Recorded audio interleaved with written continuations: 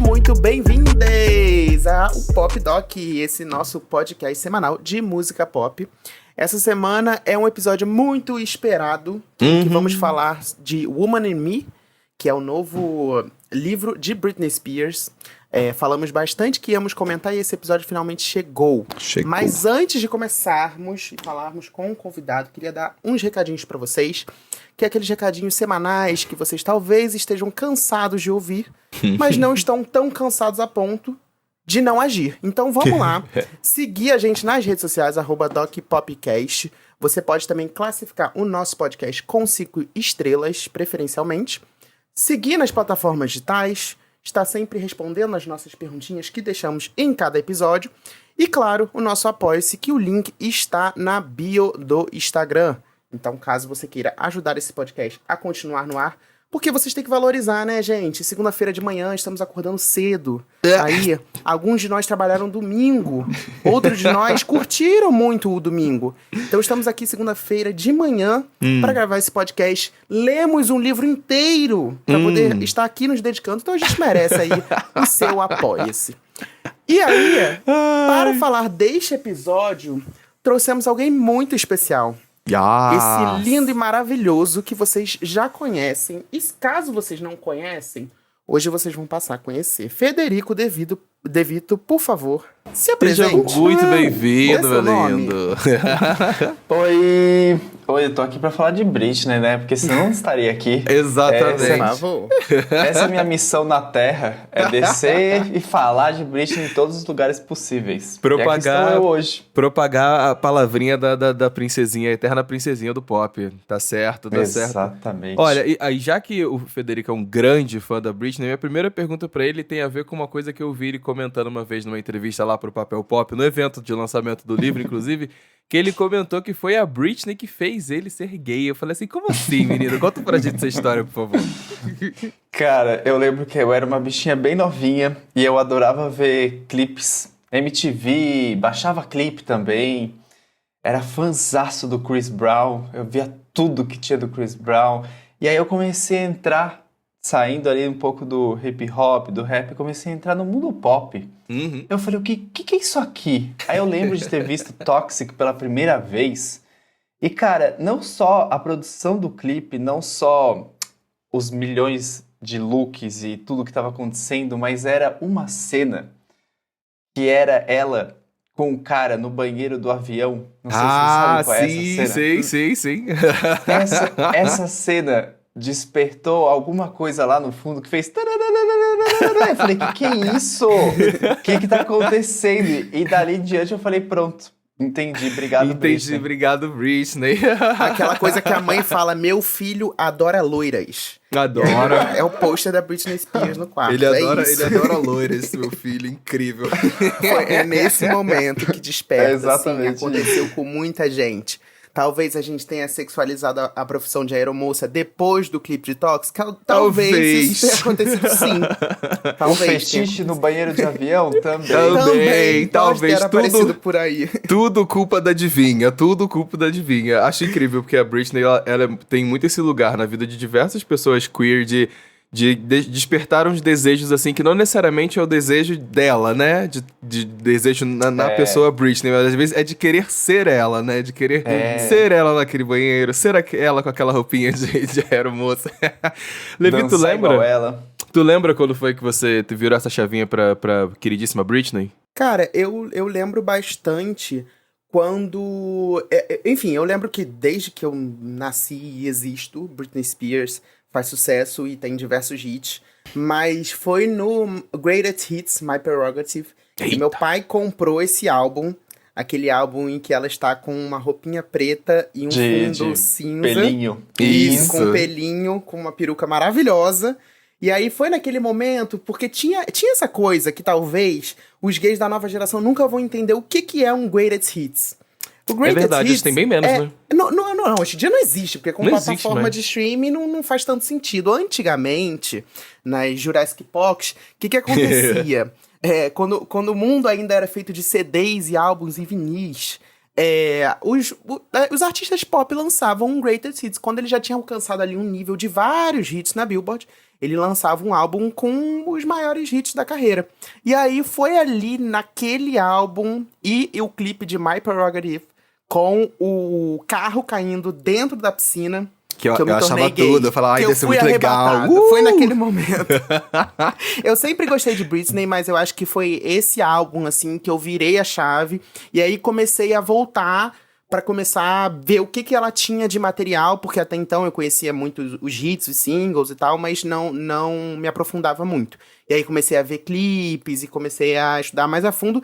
E diga-se de passagem, eu fui fã primeiro de Britney do que de Beyoncé. Depois que eu virei fã de Beyoncé. Então... O pior é que eu tô no mesmo time do Levi, tá? Eu também primeiro fui fã da Britney para depois virar fã de Beyoncé. 100%. Inclusive, foi nesse mesmo DVD, eu lembro muito bem disso, porque tinha uma amiga da escola que tinha o Piratex, né? Tinha o clássico, né? Desse DVD que era o Piratinha, e ela levava lá pra casa, me dava play, inclusive foi ela que me apresentou tanto Britney quanto Beyoncé, justamente porque a mãe dela tinha essa mania de comprar DVDs piratinhas, assim, quando chegava no trabalho, levavam pra casa. Ai, toma, esse aqui. E aí ela sempre me emprestava e foi justamente nessa ordem. Primeiro ela me emprestou o Greatest Hits, que é isso que ela tá toda de peludinha no fundo cinza, que eu acho maravilhoso, porque dá uma compilada ali de diversos momentos e clipes icônicos da Britney num lugar só. Sim. Era muito bom por causa disso, porque você acabava conhecendo toda a videografia dela num único DVD, e depois ela me apresentou a Beyoncé, mas essa jogadinha de primeiro Britney e depois Beyoncé também faz parte da minha vida. E o meu álbum preferido dela, que eu sempre comento, e foi o que mais me pegou, acho que de todos, assim, é o In The Zone, que tem Me Against the Music, que é o que também tem Toxic, que também tem Every Time, foi o álbum, assim, dela que eu acho que é o que eu, ainda até hoje, de vez em quando eu retorno nele pra dar um play. Qual é o seu álbum preferido, Federico? O meu é Blackout. Porque o Blackout era a minha fase adolescente rebelde e eu não sabia como ser rebelde.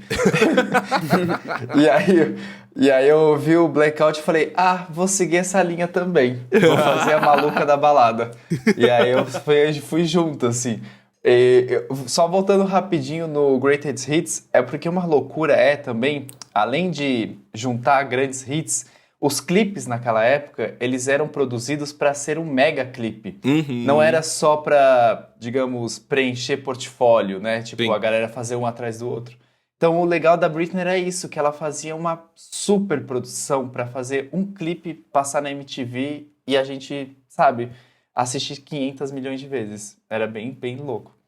Sim, e eu lembrei também que teve uma época aí durante o My Prerogative, que eu comecei a estudar e ver e ir atrás de coisas da Britney, em que teve uma vez que eu tava no meu condomínio, e aí uma amiga minha falou, vamos assistir esse DVD e tal. E aí ela tinha o DVD, o Live from Las Vegas, que ela tá de branco na capa. Eu tenho! E aí, naquele momento, né, amor, não tem como você voltar atrás. Esse DVD...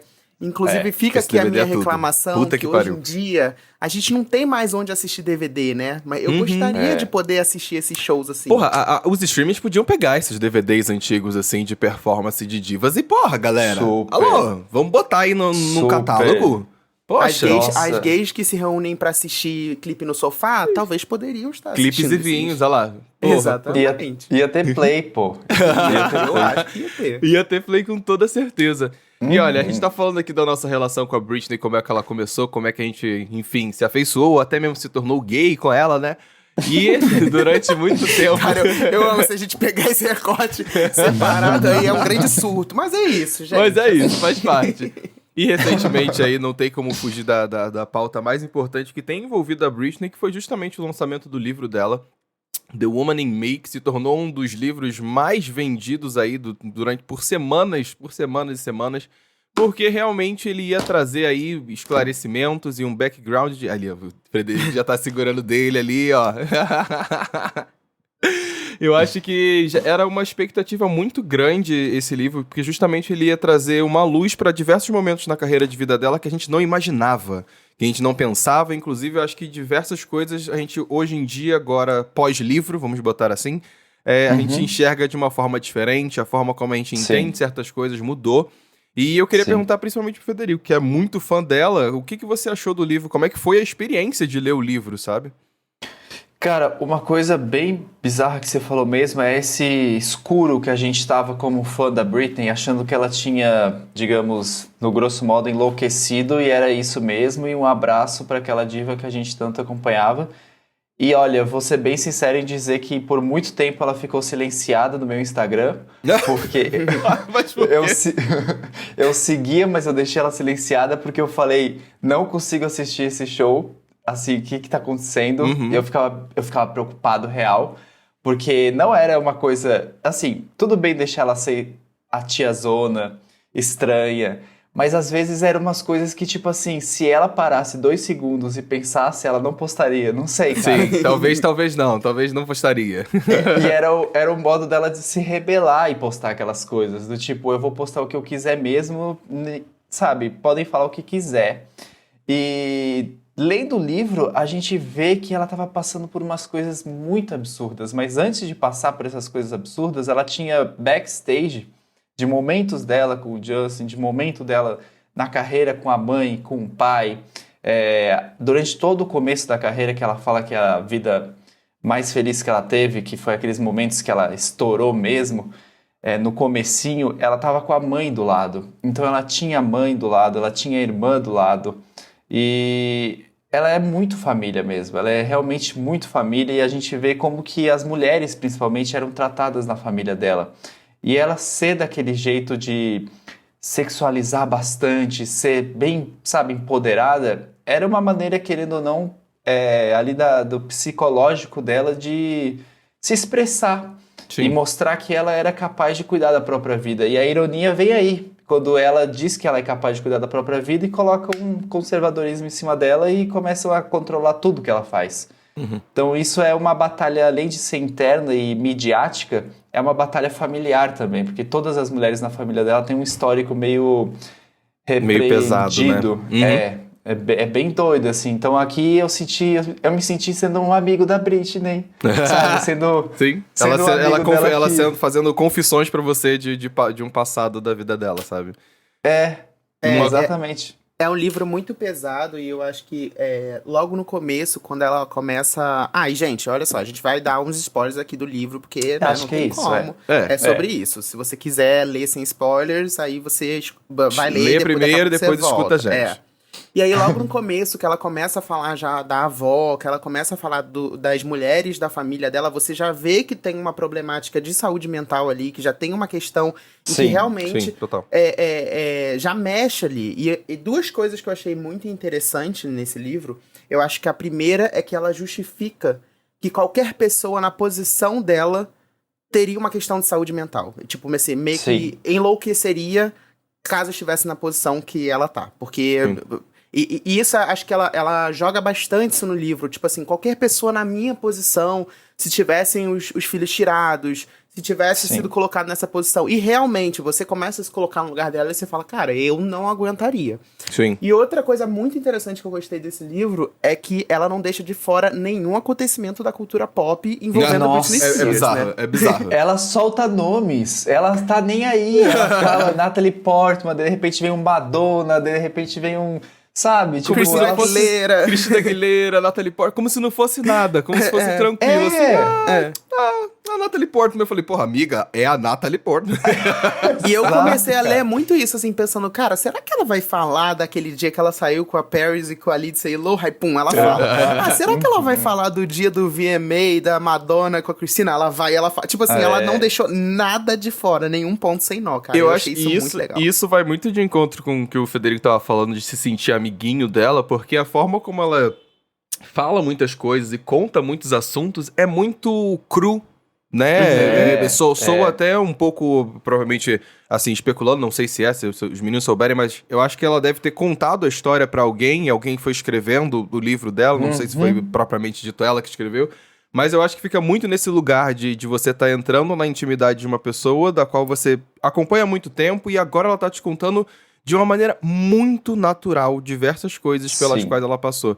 E a gente falando isso dos problemas psicológicos e dos problemas impostos na vida dela, eu acho que esse recorte que ela traz da família no início, que ela fala um pouco sobre como foi a relação do avô dela com a avó, que inclusive foi uma das inspirações do nome dela e tudo mais, a gente começa também a entender um pouco do background do próprio pai dela, sabe? Porque de como figuras masculinas dentro da família dela eram extremamente abusivas, sabe? Machistas, principalmente, queriam ter o controle de tudo. E isso super, assim, se justifica no sentido pior da palavra, mas justifica justamente o porquê que o pai dela queria ter todo esse controle em cima da carreira dela. E ela fala muito da relação deles dois, né? Sim, bastante, porque querendo ou não, depois que a mãe dela, né, deixou de ficar ali totalmente cuidando dela, o pai queria ser presente, só que além de ser presente, ele via que ele não podia parar de deixar ela sendo a artista que ela era, sabe? Tipo, Sim. ele não poderia simplesmente falar, não, agora vamos ficar mais de boa, eu acho que você já é uma mulher crescida. Ela tinha um potencial que é nunca visto antes na mídia dos Estados Unidos. Tipo, realmente eu acho que se a gente comparar hoje é só Taylor Swift, assim, de um tamanho tão absurdo, tão grande, assim. Total. De tipo, eu entendo que, por exemplo, algumas pessoas, mas eu não entendo tanto esse estrondo que a Taylor é, sabe? Mas se você parar, ela é, entendeu? É Tipo, difícil ela entender. Sim. e a Britney eu entendo que talvez seja pelo mesmo caminho naquela época, de tipo, quem que é essa garota de 16 anos, loirinha, que dança e canta Oops, I Did It Again, tipo, sabe? Tipo, e mesmo assim ela é a Britney, e ela era marcante no mercado dos Estados Unidos, assim. E até hoje dá pra dizer que se você fala Britney, todo mundo sabe quem é. Todo mundo sabe. Assim, A gente gosta de fazer, aqui no podcast, a gente tem um cálculo que é assim, se a gente fala o nome de um artista e sua avó ou sua mãe sabem quem é, então pronto, estourou a bolha. Ela é A-list. É A-list, é famoso, entendeu? É essa nota de corte. Totalmente mesmo. Não, a Britney é estrondosa mesmo. É gigante. Uma coisa que eu acho legal que enfim, no livro ela comenta muito também, e eu acho que é interessante ressaltar, e foi uma surpresa muito boa. A gente pode fazer esse recorte para depois comentar outras coisas, mas a relação que ela tinha com o Brasil, eu achei que foi uma descoberta muito legal, o carinho que ela tinha aqui pela gente, digamos assim, de momento de vida para ela. Acho que quando ela cita o fato de que ela estava se sentindo livre e jovem pelo fato de que, ela estava indo na praia com os amigos para beber, coisas que uma juventude, em mil aspas aqui, uma juventude normal teria, que é você poder sair com seus amigos para, enfim, viver a vida e tudo mais. Eu achei muito, muito interessante de como ela descreve isso pra ela, sabe? De que um momento na vida de algo que pra gente lá no Rock in Rio 3, em 2001, era uma coisa tipo assim, paparazzi, olha, ela tá na praia, não sei o quê, e é ponto, de repente ganha uma camada muito maior quando ela vem comentando justamente sobre esse lugar de vulnerabilidade de juventude que era muito tirado do lugar dela e de repente ali ela tava podendo vivenciar isso, né? Superstar, né?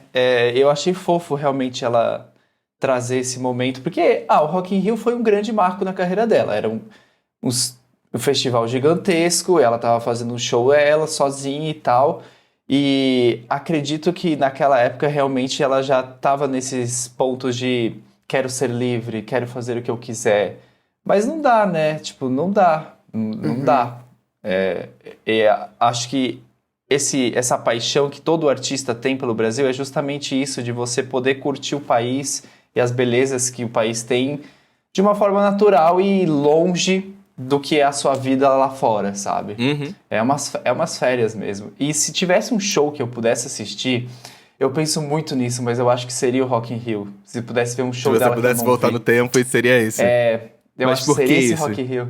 Eu acho que a quantidade de pessoas, e eu acho que é uma época muito plena, que ela ainda estava no palco e fazendo o que ela fazia.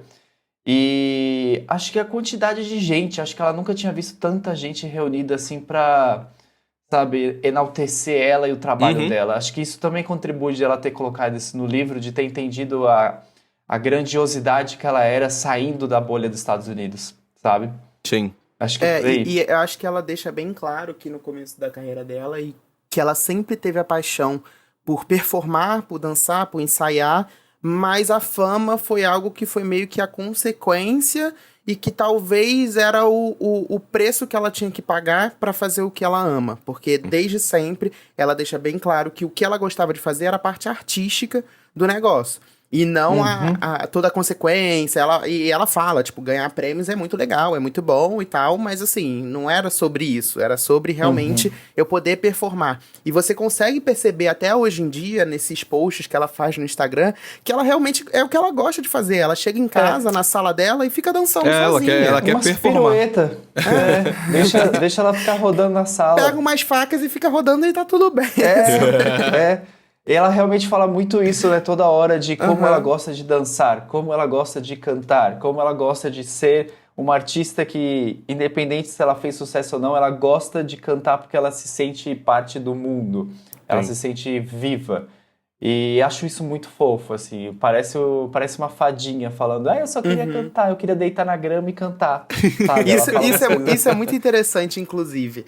Porque, enfim, a gente levantou aqui o ponto sobre ela talvez ter contado essa história. Eu vi muita gente levantando essa questão na internet, do tipo, será que tem ghostwriter? Será que alguém escreveu? E isso é muito comum, tá, gente? Não é, tipo assim, crucificando a Britney. A maioria dos artistas, inclusive, fazem isso. Eles contam a história e algum escritor escreve e no final o artista que assina o livro. E aí, em alguns momentos, assim, se foi um ghostwriter, eu acho que foi uma pessoa selecionada muito bem, porque a forma como é contado, eu consigo ouvir a voz dela, assim, eu consigo perceber que, tipo assim, é a Britney falando, gente, totalmente.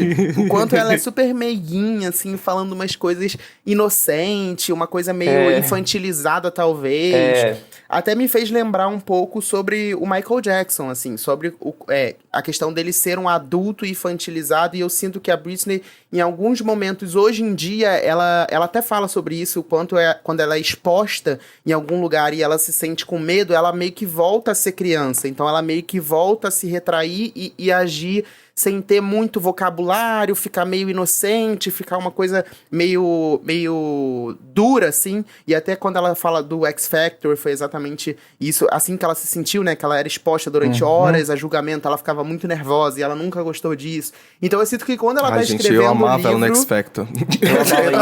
Yes, sweetie, yes. Yes, sweetie, yes. Ai, eu amava. Era tipo isso. Eu amava, de verdade. Eu acho que uma das coisas do livro que eu confesso que eu falei, putz, perdemos essa, porque acho interessante quando a gente comenta sobre o ano de 2001, né, pra ela foi um ano muito grande, no geral, acho que quando a gente para pra pensar que foi quando ela dançou com a Cobra, quando ela lançou Slave for You, foi em 2001, quando ela assinou o contrato da Pepsi, que veio aquele comercial icônico anos depois da Pink com a Beyoncé, também foi em 2001. Ela performou, o Levi tava comentando agora sobre o Michael, justamente foi o ano em que ela performou junto com ele no palco, e o ano que veio o filme Crossroads, né, que é aí, né, um filme histórico na vida e na carreira da Bonitinha. E acho engraçado quando as pessoas começaram a comentar sobre o fato de que ela poderia ter feito um outro filme musical que muitas pessoas amam, que é Chicago, só que ela não pôde participar. E é assim, a única coisa que eu fico pensando era, imagina a Britney naquela cena de Cell Blocks, que elas estão cantando, que seria tudo! Falei, ai, como eu queria isso na vida. Eu fiquei imaginando o filme inteiro, falei, vou assistir de novo imaginando a Britney. Sabe? Tipo, dá vontade de fazer isso.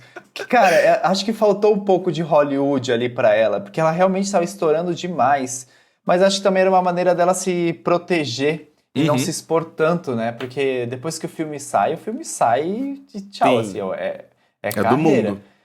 E falando nessa apresentação dela com o Michael, pra mim, é a apresentação que ela tá mais linda da vida de qualquer outra apresentação que ela já fez. Que ela tá com vestidinho verde, né? Com vestidinho verde, isso. ela tá com sex appeal. E tipo assim, botar uma mulher no palco pra cantar, pra dar em cima do Michael, e, sabe? E fazer ele... Tudo bem que ele era o maior performer de todos, mas assim, mesmo assim você consegue ver que ele tá caidinho por ela. Sim, tipo, sim. Ela tá ele tá muito encantadinho por ela cantando. Ele tá muito bobo, assim, tipo, caraca, que menina linda cantando aqui na minha frente. Dá pra ver isso, e ela se aproveita disso. Tipo, ela em momento nenhum ela se fecha ou alguma coisa. Ali, pra mim, ela tá, tipo, brilhando. Eu amo essa apresentação. E você consegue entender até que, como uma das partes, assim, da saúde mental dela que foi muito afetada, é justamente por isso que você citou, ela era um grande ícone de sex appeal, ela era extremamente sexualizada, até num momento em que ela não era tão sexualizada assim, que é no começo da carreira,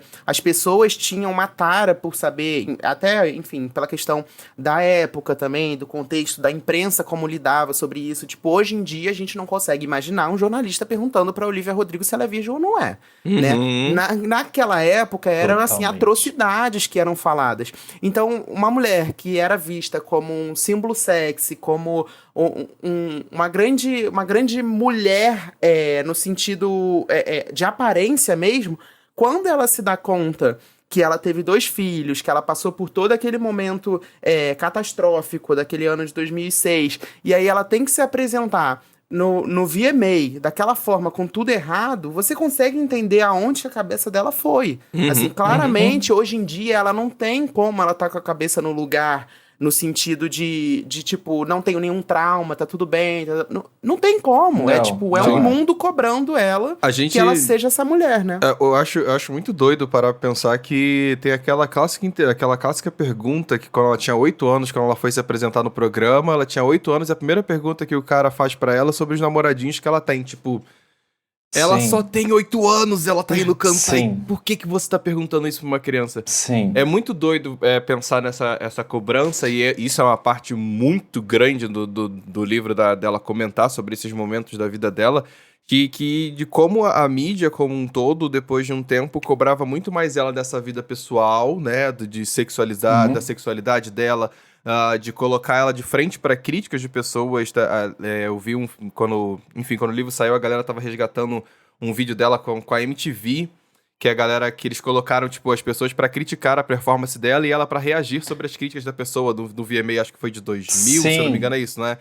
E uma menina fala, sim, sei qual é. E uma menina fala absurdos, e tipo assim, você para e pensa como é bizarro esse lugar de cobrança constante que ela sempre teve que ter na vida dela, tipo, desde criança, sabe? A gente tá citando uma criança de 8 anos até chegar numa mulher que já tinha passado por Oops, I Did It Again, e tava fazendo a primeira performance dela no VMA, e tava sendo colocada num lugar tipo assim, ai, vem cá assistir as pessoas criticando você, sabe? Como forma de entretenimento. Então eu acho que isso é de uma tamanha violência para uma artista que, como a gente acabou de falar, em diversos momentos estava muito mais interessado em cantar e dançar. É um lugar de violência muito absurdo, sabe? E era e a uma mídia não tem pena cruel, dela. né? Tipo, a graça era justamente você ser cruel com as pessoas. Os paparazzis, quando perseguiam ela, você via que era uma quantidade, assim, absurda Sim. de gente que ela não conseguia nem andar. E jogando pergunta justamente pra ela reagir. A graça Sim. da imprensa na época era, tipo assim, fazer o artista realmente surtar. Ele tem um motivo de Sim. raiva, e aí pronto, temos a notícia. E isso então render agora... algo. Exatamente. Até A mídia ela... americana... Fala. Ela até fala sobre o repórter lá, o paparazzi, no dia do guarda-chuva, se eu não me engano, que ele Sim. dá uma entrevista depois falando, foi um péssimo dia pra ela, mas foi um ótimo dia pra gente. Então era assim que a imprensa tratava os artistas, né? A mídia americana, ela sempre crucificava pra tirar o pior, mas pra eles o melhor. Digamos, o que rendia o clique, o falar sobre. Porque sucesso ela já fazia. Sim. Música ela já tinha. Apresentações, prêmios, tudo ela já tinha. Ela já estava em qualquer premiação, ela ia. Então, qual é o ponto que a gente não tá vendo da Britney? É o ponto dela surtar, o ponto dela irritada, o ponto dela, tipo, pegar um guarda-chuva e quebrar tentar quebrar o vidro do carro. E eles faziam isso realmente porque era o único lado da Britney que a gente não via. E era o lado que ela talvez passava internamente com o pai dela e com a família dela, porque ela fala que essas entrevistas que ela não queria dar, o pai e a irmã obrigavam ela a dar essas entrevistas e a fazer essas entrevistas. Então você imagina, tipo, não tem não. É tipo, você vai fazer ou, sei lá, acabou a carreira. Porque eles que tinham controle. Então não era tipo, não vou fazer, amanhã eu faço outra. Não, você vai fazer essa e amanhã você vai fazer também. E outra coisa é que eu acho bizarro, que eu vi uma matéria, que ela é cruel essa matéria, mas ela é muito realista, do tipo, quase perdemos a Britney em 2007. Tipo assim, é um milagre, digamos, psicológico ela ter sobrevivido a tudo aquilo. Porque muitos outros artistas foram embora por muito menos, sabe? E, Certeza. assim, quase da mesma idade que ela. Então, ela ter sobrevivido e reagido pra contar a história dela é muito por ela ser uma super mulher, mas também é muito pelos fãs estarem ali do lado dela e perceberem que algo estava errado.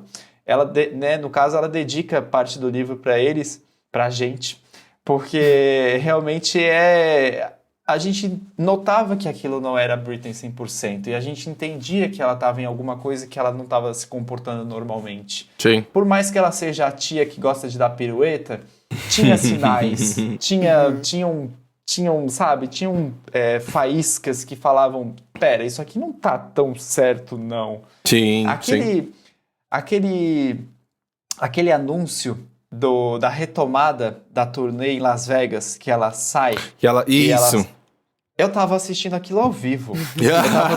Eu tava no YouTube assistindo aquilo ao vivo. Conta pra galera da audiência que talvez não saiba o que foi esse momento. Bom, a Britney tinha o Piece of Me, que é uma turnê que chegou a aumentar o PIB de Las Vegas. Tipo, foi algo absurdo. Ela trazia todos os shows lotados. Ela trazia gente de todos os lugares do mundo para assistir ela e acabou, foi um grande sucesso, queriam renovar o contrato e ela falou, não, gente, peraí. Se eu não me engano, ela se apresentava quinta, sexta, sábado, uma coisa assim, era tipo 3 dias na semana e ela fazia questão de não ficar em Las Vegas. Ela pegava um helicóptero, ela ficava em Malibu, de Malibu ela pegava o helicóptero e se apresentava e às vezes ela voltava, porque ela fazia questão de não querer estar ali sobre aquelas circunstâncias. Sim. Só que era um sucesso absurdo. O pai dela falou, vamos renovar o contrato. Ela falou, eu não quero. Falou, vamos renovar o contrato, você vai fazer um anúncio especial e você vai dizer que vai ter uma segunda temporada desse show. Beleza. Las Vegas parou. Fizeram um caminho absurdo, um corredorzão um corredor de mídia, de fãs. Gente, é gigante, parecia um show. Mas não, era só pra Britney anunciar que ia ter mais show. Sério. E bizarro. ela desce do carro, ela começa a andar, tem uns 2 seguranças com ela, um que provavelmente não era segurança dela, mas era um segurança contratado pelo pai dela.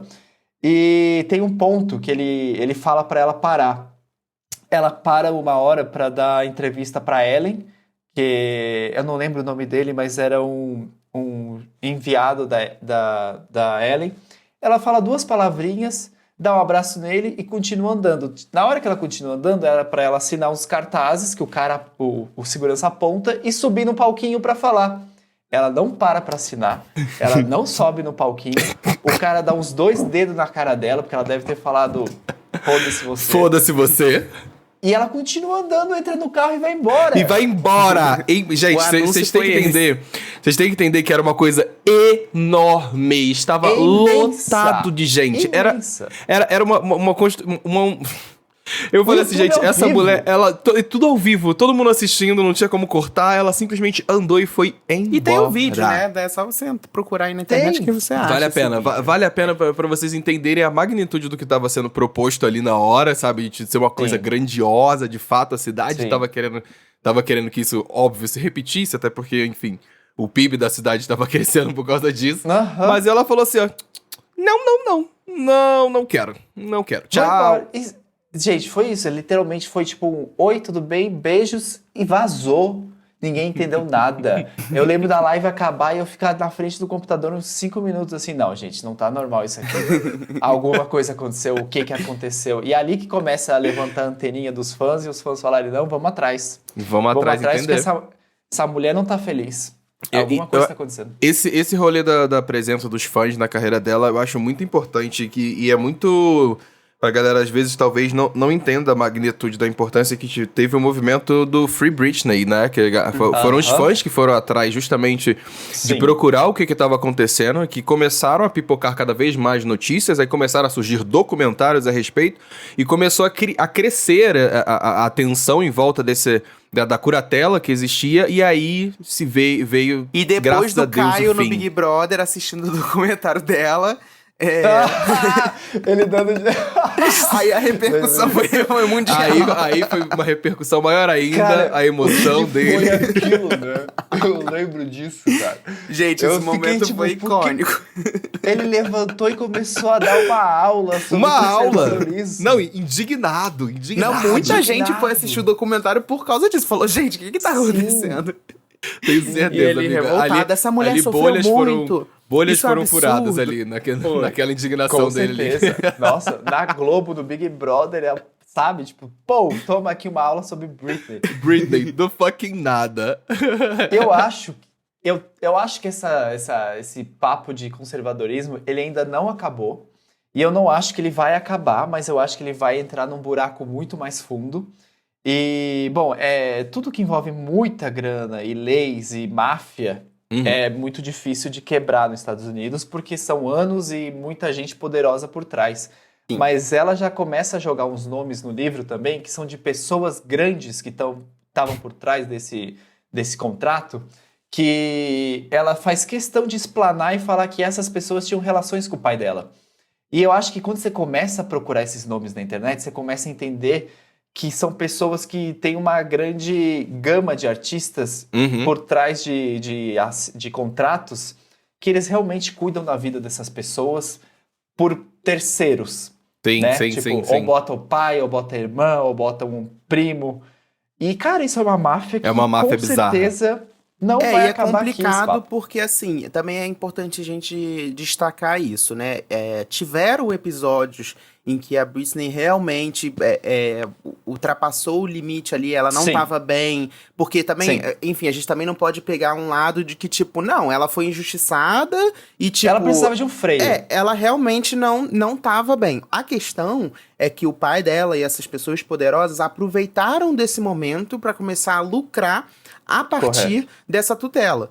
Porque se essa tutela fosse temporária e talvez feita por outra pessoa, tipo assim, ó, realmente ela não tá bem, ela precisa se internar, alguém vai ficar responsável por isso, de uma forma temporária, quando ela tiver bem, ela vai voltar. Não foi isso que aconteceu. Não. Colocaram uma pessoa que ela sabia que iria se aproveitar, ela fala sobre isso, quanto na corte Sim. ela falou, ele é alcoólatra, ele nunca me quis bem, Sim. não é a pessoa que eu gostaria. Ela tentou indicar uma segunda pessoa pra ser responsável por isso, não aceitaram, e a partir disso, enfim, aí ela explana que o pai dela ganhava salário em cima disso, e ele contratava pessoas que era do interesse dele, e que até os advogados dela eram pagos por elas, mas escolhidos pelo pai. Então, assim, Sim. até que ponto isso era o interesse dela ou não era? Então, é importante a gente falar sobre essa questão, porque foi muito colocado como se... e eu acho que talvez até na percepção dela, ela talvez às vezes não consiga digerir isso da melhor forma. Eu acho que em Certo. alguns momentos dava pra perceber que ela não tava bem, e no livro ela fala, não, mas foi só a minha forma de reagir, eu tava ótima. Tipo, Sim. não sei até não. que ponto você tava tão ótima assim, entendeu? Exato. Acho que quando a pessoa ela tá mal e ela tem esses certos surtos, você precisa primeiro entender ela e depois amenizar a situação. Ela não foi entendida em momento algum. Então eu acho que ela tem essa mágoa do tipo, eu fui reprimida em vez de ser compreendida. E eu fui reprimida ao ponto de se ou eu me comporto e jogo esse jogo, ou eu me mato. Tipo, Sim. e outra parte que também é legal destacar é a irmã dela, que a irmã dela era a única fonte perto, familiar ali, que poderia dar uma mão, salvar ela, mas ela ficava do lado do pai. E eu amo quando ela fala que a irmã dela é tipo uma música da Ariana Grande, que é o Seven Rings, que é I Want It, I Got It. Porque é isso, desde criança ela tava do lado da Britney, vendo todo aquela explosão, e nunca fez nada depois de que cresceu pra ajudar, sabe? Ela só Sim. se aproveitava mesmo. E ela nunca teve... enfim, nunca faltou nada pra irmã dela. Nada, E ela nada. ela faz questão de falar isso também, porque, tipo assim, porra, é minha irmã, cara. E ela devia estar do meu lado, mas ninguém da minha família ficou do meu lado. Tadinha, Isso é bizarro. dá muita dó. A eterna Zoe 101, né? Zoe 101, exato. Adoro Nossa, quando nem ela vi. bota... Ela bota o dedo na ferida e aponta mesmo e fala assim, ó... Querida, essa aqui era babaca mesmo. Uma coisa... Já que, inclusive, a gente tá comentando sobre várias coisas, e uma coisa que eu acho que é importante a gente comentar, porque enfim, foi um grande capítulo do livro, digamos assim, o relacionamento dela com o Justin, porque Eu eu ia acho falar que isso também agora. traz uma visão sobre duas coisas que têm relação com ele até. Eu acho que, como a gente tava comentando sobre como coisas que a gente assistia da Britney ganharam novas camadas, principalmente quando a gente lê o livro, a gente começa a ver Overprotective e Everytime de maneiras um pouco distintas. Totalmente. Pra só situar a galera, inclusive, que não tá entendendo nada do rolê, o Justin, né, e a Britney, eles começaram a namorar lá na época em que ela começou a fazer uma turnê, junto com o NSYNC, eles começaram a ter um relacionamento ali. Adoro a fala dela, que ela fala que todos eram... Como é que é? Todos eram jovens brancos que amavam hip hop. É um negócio desse que ela fala assim. Que ela tira sarro. Ela tira sarro deles ali. Ela chega a botar o jeito que eles falavam, tentando se enturmar num rolê que não era deles. Demais no rolê que não era deles. Eu tive que ir quando ela chegou nesse ponto. Mas, enfim... Em dado momento do livro, inclusive vou até procurar aqui as aspas dela, que ela fala sobre isso, em que ela cita da seguinte forma: a certa altura do nosso relacionamento, quando estávamos namorando, engravidei do Justin. Foi uma surpresa, mas pra mim não foi uma tragédia. Justin definitivamente não ficou feliz com a gravidez, disse que não estávamos prontos para um bebê na nossa vida, éramos jovens demais ainda. Dado esse momento na vida dela, ela teve que interromper a gravidez dela, porque era importante que ninguém descobrisse na concepção, principalmente do Justin e até acredito da família dela também, de que ninguém descobrisse para manter essa ideia, principalmente esse imaginário que tinham criado, para além dela, inclusive ela diz não concordar com isso sobre a virgindade dela, né, que ela não gostava disso. E, infelizmente, ela teve que interromper sua gravidez, não indo ao médico e não indo ao hospital. Ela conta justamente que foi através de pílulas que ela enfrentou um dos momentos mais agonizantes da sua vida dentro de uma banheira. E isso aí nos leva diretamente pro clipe de Everytime, da música de Everytime, que durante muito tempo foi lido como uma resposta pro término deles dois, que a música Cry Me a River, do Justin Timberlake, foi justamente...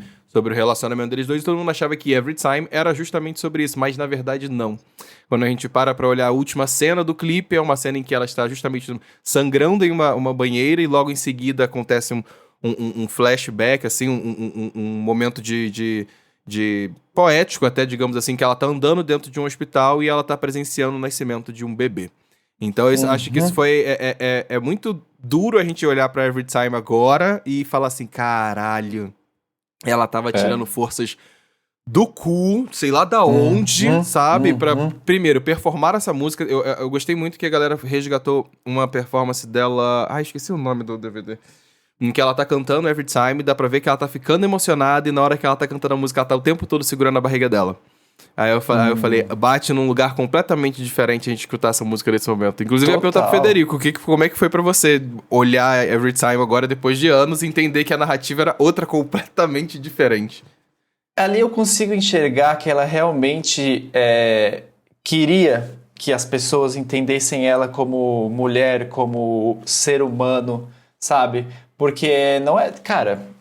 Imagino que não é nem um pouco fácil passar o que ela passou, porque ela fala até que o Justin estava se divertindo e continuando a vida dele enquanto ela estava chorando e vivendo aquela mágoa, aquele momento que ela não sabia o que estava acontecendo, mas teve que ser interrompido e na cabeça dela era algo lindo que estava acontecendo, né? Porque, enfim, ela amava ele, eles iam gerar um bebê e ele não aceitou. Entendo também o fato deles serem muito novos, talvez precisasse mesmo uma conversa com algum adulto responsável na época e assessora, alguma coisa que, não sei, direcionasse os dois, mas é muito triste mesmo você ver que ela tentou pedir socorro, tentou avisar e a galera simplesmente achou que era drama. Sim. Sabe? Porque o Cry Me a River, ele é um sucesso gigantesco. E se ela meter um chifre nele, bem feito que meteu mesmo, sabe? E ela fala que ela traiu ele mesmo, de fato, mas que traiu uma vez, porque ela já sabia que ele já tinha traído ela diversas vezes. Sim, e me tocou certeza. muito como ela fala muito do Justin, né? Eu imaginei, antes de ler o livro, que seria tipo assim, um capítulozinho, ela falaria brevemente, mas não é, ela conta desde do Mickey Mouse. Do primeiro momento. Mickey Mouse, tudo do desde Mickey. o começo que ela dá um beijo nele num jogo de verdade e consequência, até... Enfim, aí ela diz que ela perdeu a virgindade com 14 anos e não foi com ele, o que muita gente achou, e ele fomentou também em diversas entrevistas, como se ele tivesse tirado a virgindade dela. E no final ela fala que não, ela só era apaixonadíssima por ele. E quanto ela conta isso e quanto ela depois encontrou com ele, o quanto ele tava no backstage em diversos momentos da carreira dela em que ela tava passando por muitas dificuldades. E, inclusive, foi muito repercutido, né, que ele teria... ele faria um comeback por agora, e acabou que ele teve o comeback interrompido por causa do livro, das revelações. Vai. Gente... Eu achei engraçado que ele não falou nada até agora, né? Ele não deu um pico. E acho que... E tá certo. Acho que se ele abrir o bico pra falar qualquer coisa, o tiro vai sair pela culatra. Eu acho que vai ter que dar uns anos e voltar com uma música falando ou não do assunto, mas realmente ela deu uma cacetada nas costas, ele caiu e pra levantar vai demorar. Vai. Eu acho lindo também, assim, é trágico, mas é lindo a forma como ela descreve a primeira vez que ela vê o Justin. Que ela fala que ela vai lembrar dele por muito e muito tempo. Que ela sabe que a partir do momento que eles se conheceram, ela sabe que aquele garoto vai fazer parte da vida dela. Isso é muito fofo. Então, tipo assim, não sei qual a intenção, mas você vê que ela tenta humanizar o Justin pra depois destruir ele. Eu acho isso incrível. E realmente acho que era um amor verdadeiro, inocente, novo, e além de tudo era um amigo que ela tinha durante toda aquela época de carreira, de shows e trabalho e tudo aquilo. E sinceramente, eu era muito, muito, muito fã do Justin. Tipo, pra mim ele é sei lá, vamos botar aí top 3 artistas pop que conseguem entregar clipe, música, dança, show, tudo. Isso é verdade. Ele realmente é muito, muito gigante, muito bom. Só que daí você começa a pegar pontos da carreira dele e ver como ele era realmente babaca, do tipo Janet Jackson, quando acontece aquilo no Super Bowl, que ele não abre a boca, ele não dá uma entrevista, ele não fala sobre o assunto, ele deixa tudo no colo da mulher que foi apresentada com ele. Tipo, ele não se responsabiliza em momento algum, mesmo que a ideia não tenha sido dele, que pode ter sido uma ideia da Janet, e ele falou, vou fazer também. Eu acho esse um ponto muito importante, ele nunca se responsabiliza. Nunca. Durante a carreira dele inteira, ele pode não fomentar, mas ele nunca se responsabiliza por aquilo. Ficou exemplo, você tirou o corpo da reta, falou assim, deixa ela queimar sozinha, e foi o que aconteceu, infelizmente. Foi o que aconteceu, destruiu a carreira de alguém que era muito maior do que ele, sabe? Tipo, acho que ele usa mesmo as mulheres como uma escadinha ali na forma midiática, e pra mim acaba ali a minha paixão platônica pelo Justin, lendo aquilo. E tem esse lugar agora, você falou essa frase que eu acho que é perfeita, porque vai desde a Britney, passando pela Janet, até o fato dele usar a mãe dele pra quando tava ali no término com a Britney, colocando a mãe junto na entrevista pra colocar ele de coitadinho, de pobre coitado da América que tá sofrendo na mão da Britney, sabe? Tipo... Ele precisava de uma figura feminina do lado pra ser aceito pelas mulheres. Sabe? É constante na carreira dele esse lugar de ser cuzão nesse sentido, principalmente com mulheres, sabe? E acho que é uma personalidade que quando você para e pensa na imagem que se tem do Justin de ser mulherengo, você já fica até meio, sabe? Tipo, caralho. Esse lugar que ele tem de sex appeal, no sabe? Brasil, inclusive, ele era casado e ele, eu não sei se vocês lembram, mas do affair dele com a Tayla Ayala. Teve um rolê desse, que ele traiu a mulher, tipo, na cara dura e saiu em todos os lugares com uma brasileira isso. Depois ele continuou. Então, assim, você vê que durante a carreira dele foram vários episódios em que ele meio que se aproveitou e não falava nada e tudo bem, e a Britney, ela só deu o ponto final, ela deu a última pasada, assim. Mas mais legal do que imaginar que a carreira dele, digamos, acabou, porque eu não sei o que vai acontecer, é imaginar a discussão que ele tá tendo com a esposa dele, descobrindo que ele forçou outra mulher a ter um aborto. Exato. Nossa, se ele nunca falou isso pra mulher dele, a vassoura piou em casa agora. Porra, o Natal desse ano pra ele vai ser complicadíssimo. Até pra ela ter feito o clipe e tudo mais, eu acredito que deve ter um contrato de confidencialidade, um contrato de não poder tocar no assunto, algo do tipo. E eu acredito que não tenha falado pra esposa mesmo. E tipo assim... Pra ele morreu e tá tudo bem, ninguém mais precisa saber disso, sabe? Então você vê que ele é um babacão. Eu acho que desse lugar dela de não poder comentar o que aconteceu, eu acho que super rolava. E o que eu fico pensando, a gente tava comentando aqui, eu falei de Everytime, e também tem Overprotected, que no caso, pra galera que não entendeu o porquê desse clipe também ter dado uma mudada na forma como a gente enxerga ele, foi justamente porque durante a gravação desse clipe foi quando ela recebeu a mensagem de término do Justin, dizendo que acabou, verdade. apenas isso. E ela, em prantos no camarim, não sabia o que fazer. A gente tava comentando justamente agora do fato de que do quão apaixonada ela era pelo Justin. Sim. Então, tipo, ela tava num lugar totalmente desestabilizada e faltava ela gravar uma das últimas cenas. E eu adorei a fala do diretor pra ela, que era a parte da coreografia da chuva, né? Muito. Que ele virou e falou assim, ó, fala. se você não consegue, eu entendo perfeitamente, mas se você quiser ir lá e terminar essa última cena na chuva, que é a cena que ela dança, você pode mostrar pra ele você pode mostrar Tudo como que ele ele cometeu perdeu. o maior erro da vida dele. Erro da Então eu falo assim, cara, depois quando eu olho ela dançando agora, eu falo assim, joga na Nossa. cara dele! E eu digo que é uma das coreografias que ela tá com sangue no olho mesmo. Tipo assim, tem água e tem cabelo e ela gira no momento certinho e ela bota pressão no movimento. Tipo, realmente essa fala do diretor é tipo... se não fosse um diretor bom pra fazer esse clipe, não tinha rolado esse clipe. Porque acho que muitos diretores teriam se diminuído na frente dela e falado, ela tá mal, eu não vou forçar ela a fazer algo. Exato. Vamos Sabe? remarcar para amanhã a gravação, sei lá, alguma coisa desse gênero, sabe? Eu acho que... Exatamente.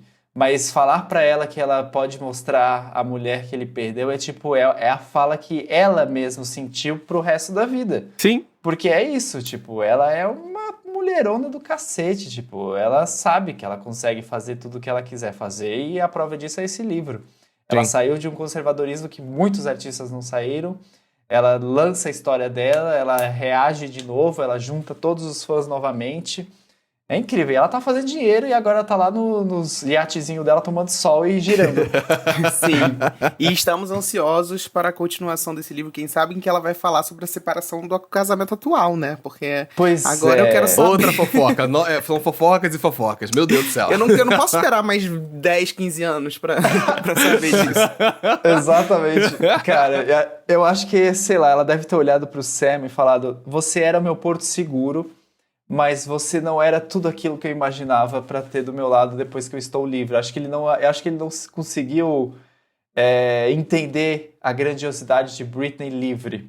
É o que eu acho desse casamento. Eu acho que ele era muito bom pra ela como marido, mas se ela resolvesse estacionar e viver o resto da vida com alguém do lado, seria o Sam. Eu acho que ela casaria, teria filhos e seria uma família linda e fofa e na deles. Sim. Mas acho que a partir do momento que ela volta a ser a Britney Spears pro mundo da mídia, acho que ele não tinha essa moral, sabe? Porque não foi como ele Sim, conheceu, sim. né? Ele conheceu uma Exato. mulher presa numa tutela ali. E aí agora que ela tá livre, é uma outra mulher, querendo ou não. Sim. Ela tem liberdade de fazer o que quiser, de dirigir em alta velocidade separado pela polícia porque quer fazer xixi. Agora ela tá vivendo intensamente. Ai, que Exato. ódio dessa turma. Tadinha, gente. Eu fiquei com tanta pena quando eu vi que eu falei, ela não merecia ter esse vídeo vazado. Porque, gente, qualquer um poderia estar naquele lugar. Naquele E é lugar isso. de querer acelerar pra chegar em casa pra fazer um xixizinho. Quem nunca, entendeu? Porra. Saiu correndo que tinha que chegar em casa. Tadinha, cara. E a Britney Spears, sabe? Tipo, Eu fico imaginando você sendo policial. Você para um carro porque ele tá em alta velocidade, é a Britney. E ela querendo fazer xixi. Eu ia falar, tipo, eu não vou te multar, mas toma aqui, me dá um autógrafo. Que puta que pariu. tirou a selfie. Eu gosto até do título desse livro, porque a mulher em mim é isso. É como se ela estivesse falando o ser humano em mim. Sim, Sabe? sim, Tipo, sim, sim. Eu sou uma pessoa, galera. Eu sou uma mulher e essa é a mulher que eu sou, sabe? Tipo, isso é muito fofo também. O título já... E é até uma referência também, né? A música I'm Not a Girl, Not Yet a Woman. Uh-huh, E é meio que isso. Tipo, agora ela é uma mulher. Tipo, Sim. ela não era nessa época, ela não conseguia. Mas agora ela tem uma mulher dentro dela que ela vai descobrir. Sim. E esse Sim. lugar é interessante, até poético a gente parar pra pensar que a gente tava falando aqui que 2001 foi um ano de muita importância na carreira dela, de contratos grandes e grandes encontros, como a gente comentou aqui. E essa coincidência de que justamente esse CD dela foi lançado justamente nesse ano de 2001 também, foi o Britney, né? E, por coincidência, a capa também é de um photoshoot que ela fez em 2001.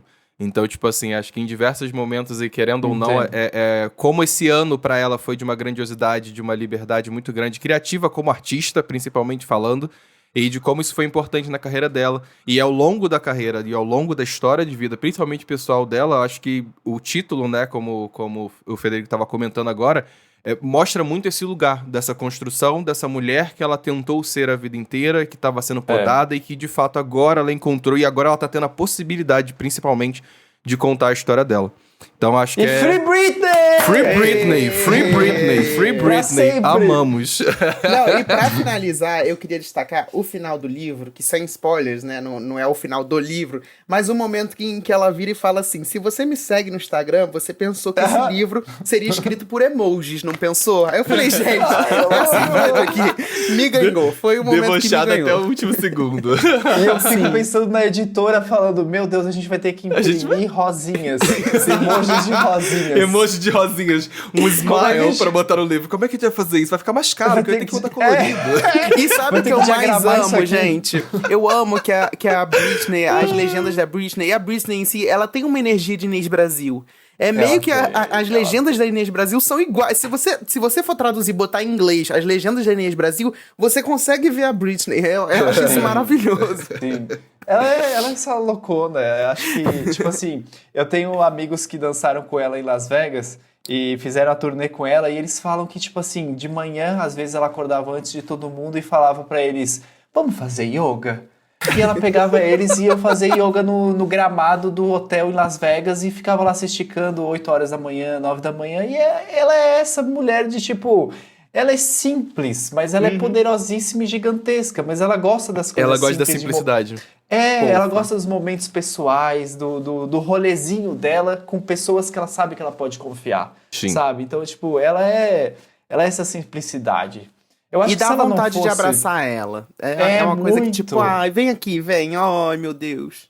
Acredito que se ela não fosse essa super popstar, ela teria uma fazendinha e acordaria às 6 da manhã pra ordenhar a vaca 100%, e voltaria 100%. sabe? Aham. Ela teria a fazenda dela, ela teria os animais dela. Eu acho que é isso. É isso. Olha, pra você que tava escutando a gente até aqui agora e você não tinha lido o livro, vai lá dar uma lidinha também, tá? E pra você que chegou aqui depois de ter lido o livro, espero que tenha gostado e compartilha bastante o episódio. Mas vamos para as indicações e lançamentos da semana passada, meus amores. Boa. Federico tá Vamos. convidadíssimo aí pra dar pitaco aqui nos lançamentos dos outros, que teve muita coisa, né, gente? Teve muita coisa. Eu acho que a gente pode começar pela princesinha do pop atualmente, queridíssima Dua Lipa, Pera que aí, voltou. a gente tá... Calma que aí, que a gente tá voltou. no episódio de Britney Spears. Você vai falar Calma, eu não tô princesinha falando, do eu não tô pop. falando, eu não chamei a Dua Vamos Lipa com de nova calma. Britney. Vamos com calma aí também, tá? Não bota palavras da minha boca. Eu não chamei ela de nova Britney, não. Mas que ela é a princesinha do pop atualmente, ela é, não tem como negar. Ela não erra, Dua né? Lipa, A Dua Lipa não erra. Dua Lipa tá de volta aí com Houdini. O que você achou do clipe, amigo? Cara, eu gosto da simplicidade do clipe. Eu gosto dela ter umas referências meio Madonna, meio pop Total. 90. Total. Até na coreografia, na parte do espelho, tudo, Total. tudo. Eu gosto de ser uma coisa simples, só que original. Não sei se eu gosto do cabelo vermelho, mas eu entendo ela Mentira, preci- amigo. Ah, não sei. Eu Logo entendo você ela que foi precisar... ruivinho recentemente? Então, eu pintei o cabelo e falei, olha, devia ter ficado mais uma semana pra fazer o Houdini. Mas eu gosto da ideia dos dançarinos acompanharem ela no cabelo vermelho. Eu não sei se eu gosto tanto da Dua Lipa com o cabelo, mas eu entendo que é uma fase. Uhum. Amo a música. Eu acho que é mais uma música da Dua Lipa já feita, só que boa. Isso. Como sempre que ela consegue fazer, por mais que seja parecida com as outras, é boa, é dançante, você consegue ouvir, é o que eu acho. É um pouco a brincadeira que todo mundo fez no Twitter, a gente não tem como negar que ela tá aí vindo de descartes do Future Nostalgia, desde o Sim, lançamento pra sim. trilha sonora de Barbie até chegar em Houdini. Mas isso não quer dizer que seja algo ruim, tá Exatamente. bom? Não é É o que conotação eu de ser algo ruim, ela tá fazendo muito bem feito e eu gosto muito do clipe. Cara, eu gosto muito do clipe. Quando o clipe é bem Nossa. filmado e muito bem coreografado, aí pega no meu coração. Aí pega no meu coração, porque eu acho que é uma brincadeira até a gente parar pra pensar na trajetória da Dua Lipa, porque antes ela era muito zoada justamente por causa da sua dança, De da forma de dançar, se mexer. Ela e agora ela tá ressignificou as danças começando uma dela. era, agora ela tá lançando uma era nova da carreira dela, justamente dançando a beça. De né? fato. Falando em ruivas, pessoas de cabelo vermelho, tivemos o quê? Priscila Alcântara com Quer Dançar, em que apresentou essa nova estética. Agora ela é uma diva pop, né? Ela largou, deixou de ser crente, a era Malibu não existe mais. Agora ela veio com o bonde do Tigrão. E aí, Paulo, o que você tem a dizer sobre isso? Cara, você joga pra mim a bomba, É né? claro que eu vou jogar Eu vou pra deixar você. vocês falarem e depois eu falo. Filha da puta, cara. Eu Olha, joguei a mas eu vou batata mandar um quente. papo real. Vou mandar um papo muito sincero sobre a Priscila Alcântara. Fui surpreendido positivamente. Eu tava pronto para não gostar da música, não gostar do clipe, não gostar de nada ali. Eu tava muito pronto pra isso. E acho que o clipe me pegou assim, eu falei, caralho, muito bem produzido, muito bem feito, tá muito bem filmado isso aqui. Motomami está orgulhosa das refs que a queridíssima quis levar ali pro vídeo dela. Uma crítica que eu tenho, e é uma crítica muito pontual e que acontece muito na cultura pop, a crítica não é a Priscila Alcântara em si, mas é algo que a gente já vê em diversas outras artistas. E aqui eu vou trazer um exemplo, por exemplo, só para não acharem que é a perseguição com a Priscila, eu vou falar da Miley Cyrus. Essa necessidade constante que existe de divas pop para se afastarem do lugar de serem princesinhas e conservadoras e delicadas, elas têm que se aproximar de um gênero preto e periférico.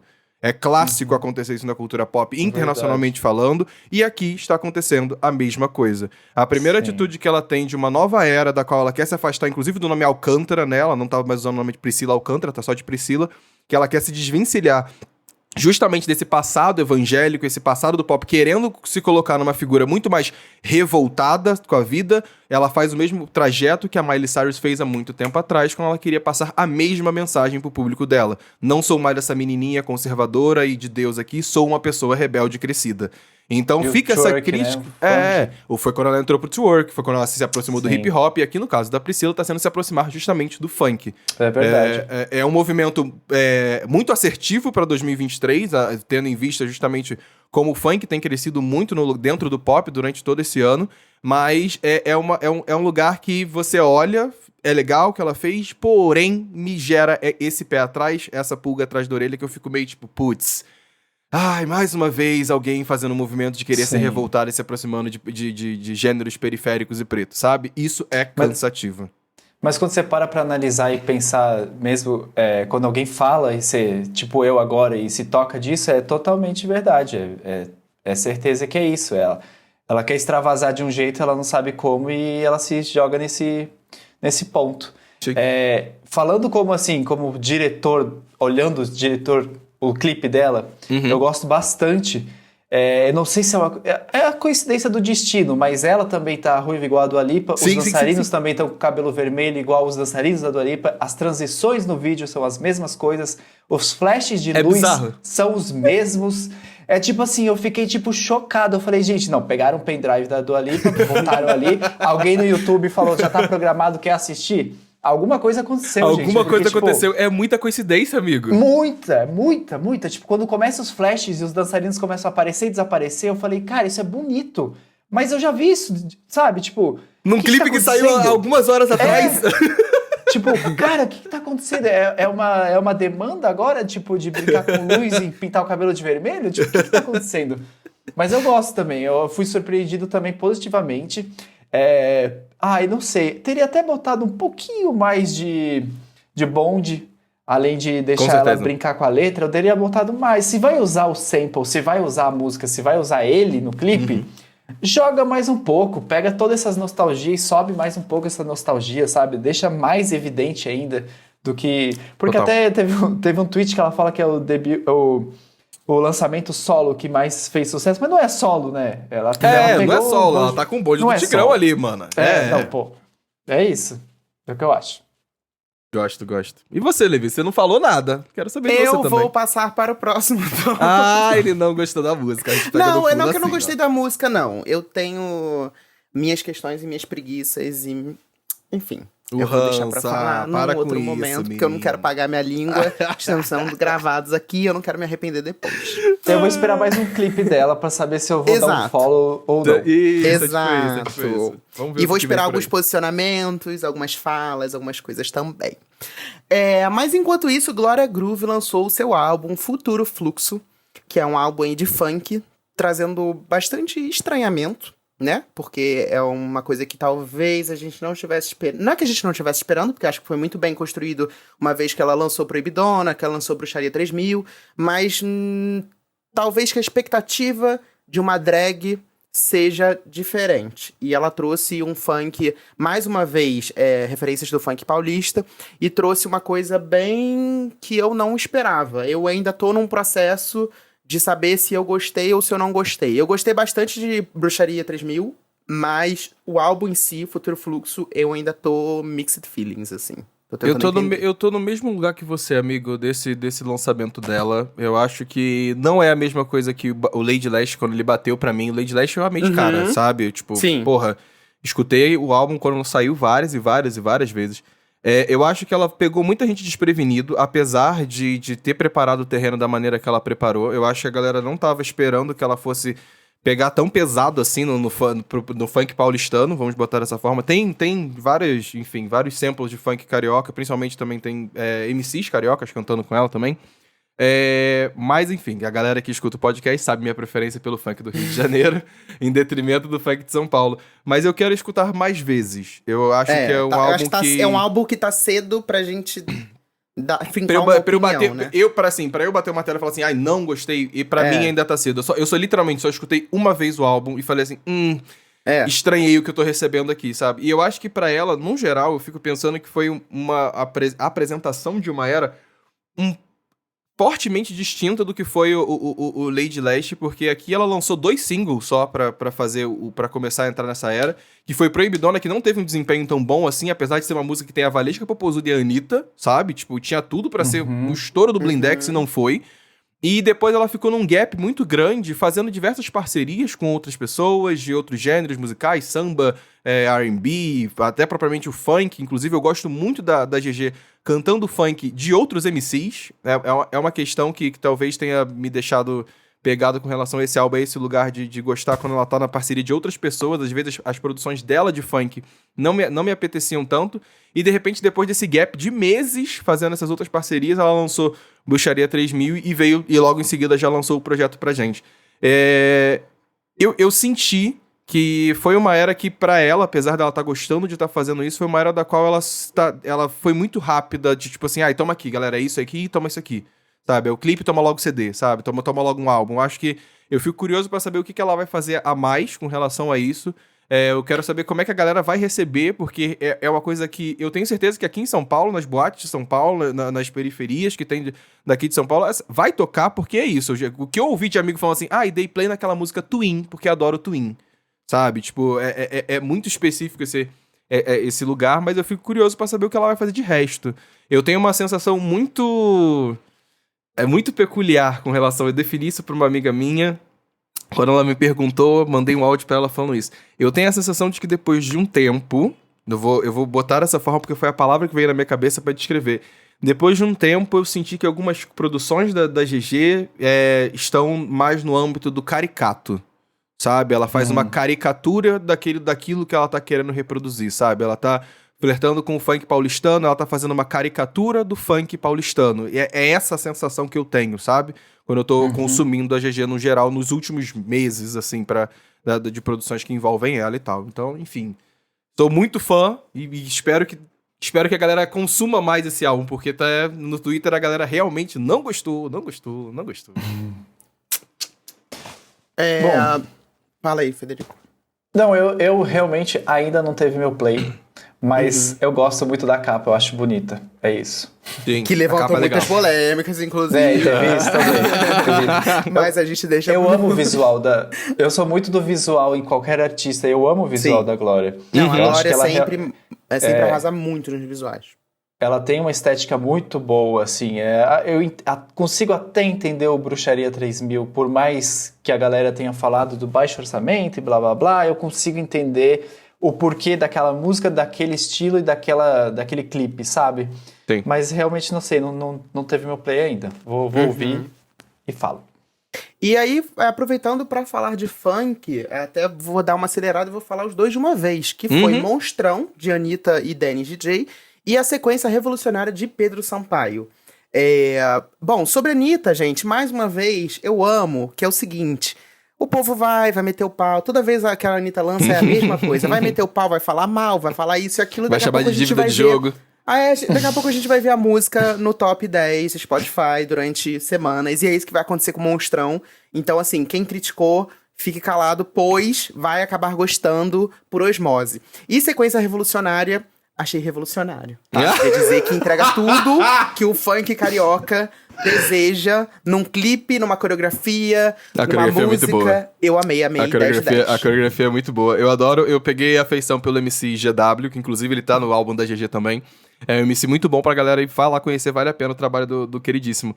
E achei engraçado e peculiar a gente parar pra pensar como aqui no Brasil tiveram muitos lançamentos de funk numa mesma sexta-feira. Todos que a gente falou aqui nacionais, todos eles têm influência de funk. Inclusive, já fica o convite pra audiência de que a gente tem um episódio justamente falando do funk em 2023, de como foi a repercussão do gênero no ano, com convidados maravilhosos também aqui, então fica esse convite pra galera. Eu gostei muito do Pedro Sampaio, não vou mentir, não tem como falar que não.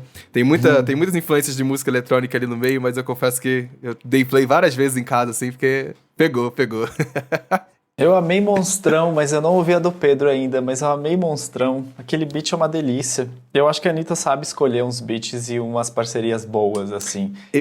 O que pega só talvez que a música não é dela, né? É dele. É do Dennis. E aí, ali eu acho que ela... talvez seja dívida de jogo mesmo, não sei. Mas... Ei, gente, escuta o que eu tô falando. Ainda mais essa estratégia que a Anitta já tá careca já de lançar no final do ano um funkzinho. Chega no carnaval, tá todo verãozinho, mundo ouvindo. E fica a minha dica, Federico. Na porta do verão.